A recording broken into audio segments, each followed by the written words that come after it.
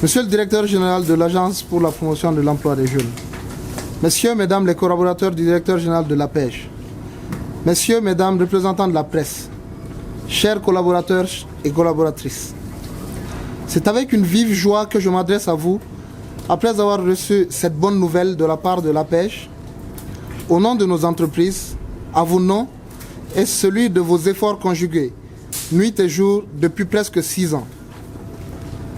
Après mes études d'ingénierie industrielle, rempli d'enthousiasme, je me lançais à la quête de réponses, de solutions aux problèmes que je voyais mon peuple vivre tous les jours. Il ne m'a pas fallu longtemps avec les statistiques pour comprendre que l'un des plus urgents d'entre eux était de trouver les moyens qui permettront à nos populations d'avoir encore dans leur bourse un peu d'argent après avoir mangé et après s'être soigné. Oulouma Industrie a vu le jour partant de ce constat. Et ce fut une longue route, pleine de jours heureux et difficiles, jusqu'à aujourd'hui. Nous avons traversé des vents forts, des tempêtes effroyables, rencontré des difficultés énormes.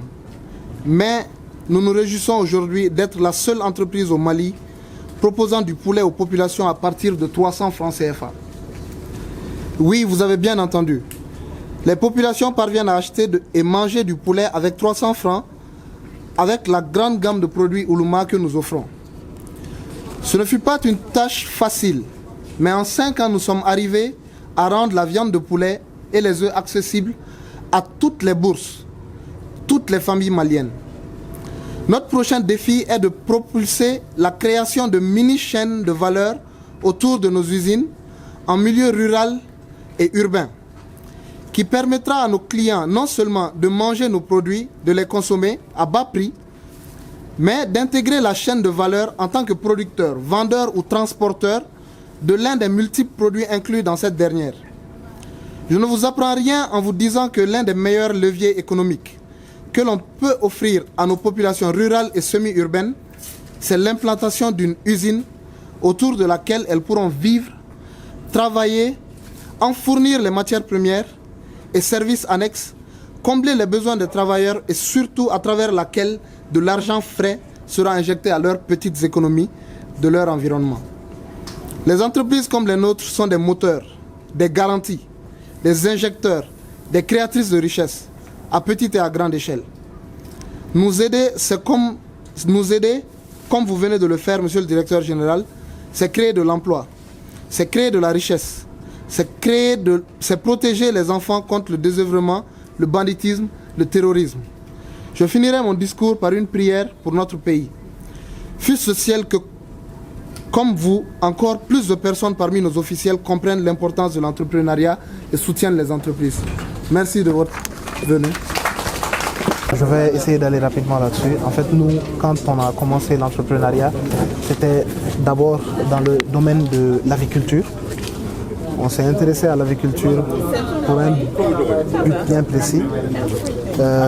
Nous, ici au Mali, on a de grandes difficultés à nous nourrir. C'est-à-dire que ce n'est pas les populations urbaines. Quand je parle, je ne parle pas de Bamako, je parle des 20 millions de Maliens. Quand on regarde les statistiques du pourcentage de notre revenu qu'on dépense dans l'alimentation, est très important. Souvent, avec plus de 100%, les gens ne parviennent pas à se nourrir. Donc, on s'est d'abord intéressé à l'alimentation. Que faire pour que ça puisse baisser le coût de l'alimentation? Donc, on a créé cette entreprise avec laquelle nous parvenons à proposer du poulet à partir de 300 francs CFA. Les gens qui ont dans leur bourse seulement 400, 500, 600 francs CFA parviennent à acheter du poulet chez nous. Nous avons trouvé que vous avez beaucoup d'initiatives et nous avons vu un certain nombre d'activités qui se développent au niveau de votre entreprise. Nous avons vu ce que vous faites au niveau de la transformation, au niveau de l'aviculture. Nous avons vu ce que vous faites par rapport au développement technologique, au développement des feux. Nous avons vu ce que vous faites aussi, où on peut parler de l'artisanat et même de l'environnement, parce que vous développez des poubelles, on peut dire écologiques. Mais en fabriquant aussi ces poubelles, c'est aussi l'artisanat, parce que nous avons vu une vingtaine de jeunes que vous utilisez pour vraiment travailler ces poubelles-là. Donc aujourd'hui, c'est de revenir pour vous dire que vous êtes sur la bonne voie Mais l'APEJ aussi, dans ses missions, a la mission d'appui conseil. Vous savez, il y a l'appui financier, mais il y a l'appui non financier. L'appui non financier, c'est les services de développement d'entreprise. Tout le monde dira, nous sommes une entreprise, nous avons besoin d'argent. Mais l'argent seul ne fait pas développer. La première des ressources, c'est les ressources humaines. Ça, c'est extrêmement important. Et certainement que votre entreprise, vous créée depuis près de 5 ans, est dans une phase de lancement, mais sur le point d'entamer votre développement, mais qui coïncide quand même avec des périodes très difficiles. Mais malgré tout, vous essayez de résister. Donc, en termes de conseils, tout début est difficile. Ne vous attendez pas à la facilité.